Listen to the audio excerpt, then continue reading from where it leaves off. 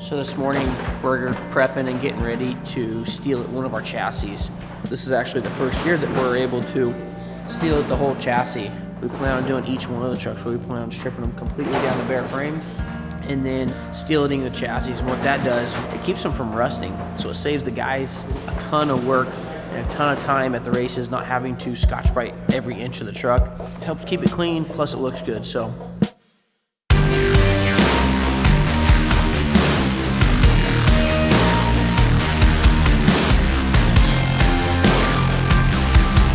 I think one of the biggest misconceptions about Steel It is the fact that you need to put it in a paint booth or a spray booth and it needs to be professionally done.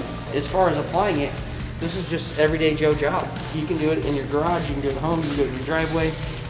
You know, as long as you wear, some sort of a mask and gloves, you can do this right at your house.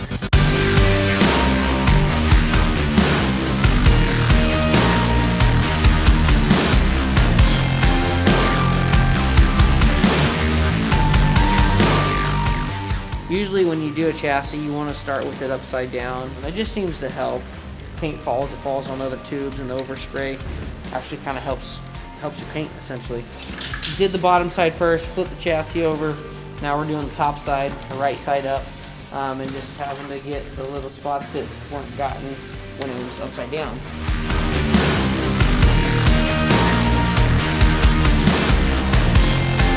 So we just finished up covering the truck in Steel It. It looks really good. It'll save us thousands of hours over the next couple years.